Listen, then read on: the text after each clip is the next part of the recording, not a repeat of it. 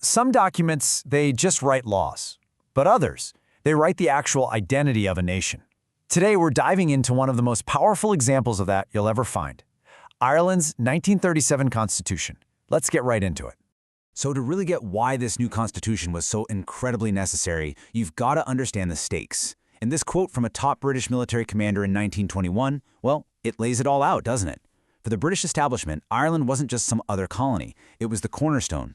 Losing Ireland felt like the first domino to fall, the beginning of the end for the entire British Empire. And that leads us right to the heart of the problem in the 1920s and 30s. See, after a really brutal war of independence, a new state was born in 1922, the Irish Free State. But here's the thing, it wasn't truly free. There was this massive gap between the dream of total independence and the frustrating reality of what they called dominion status. I mean, think about it. Irish leaders had to swear an oath of allegiance to the British king. The king had his own representative, the Governor-General, living right there in Dublin. And maybe most importantly, the highest court you could appeal to, it wasn't even in Ireland. It was in London. The whole Irish constitution was basically shackled to the Anglo-Irish Treaty from 1921. It was independence, sure, but with some very, very heavy strings attached. Now, to finally break those strings, Ireland needed an opening. And the world of the 1930s, a world in absolute chaos, was just about to hand them one. Everything was changing. The old rules were just collapsing. The Great Depression was wrecking economies everywhere. You had fascism rising in Italy and Germany. America was trying this radical new thing called the New Deal, and the Soviet Union was going through its 5-year plans.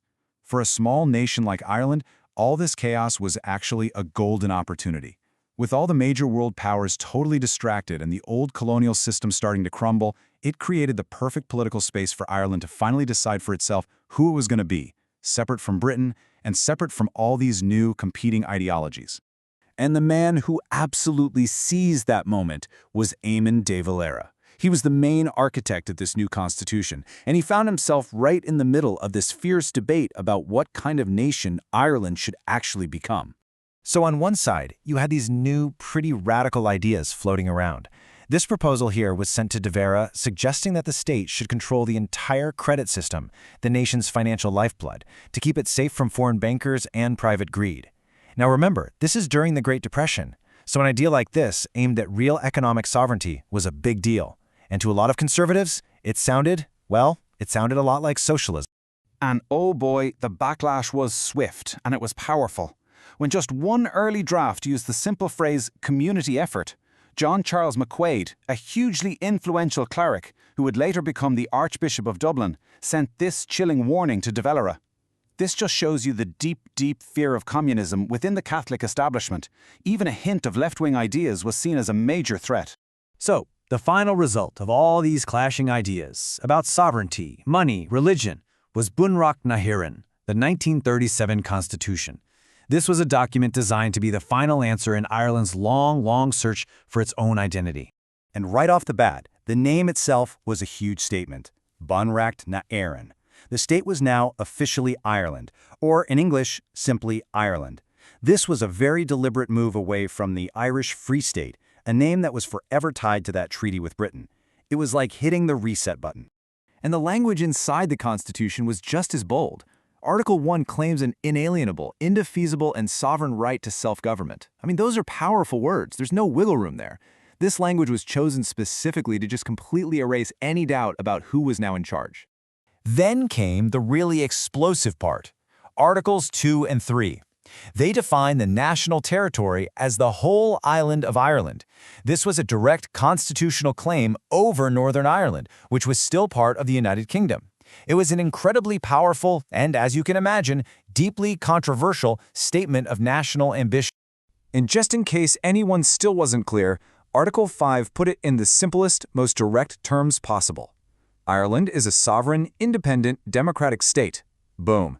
The era of being a British Dominion was officially declared dead and buried. Okay, so once they'd established their political sovereignty, the Constitution turned inward to define the moral and social character of this new Ireland. And Article 41 really locked in a very specific traditional view of society. It said the family was the core unit of the state, and it explicitly banned divorce, essentially weaving a very particular Catholic social teaching right into the legal fabric of the country. And that brings us to what might be the most debated article of them all, Article 44.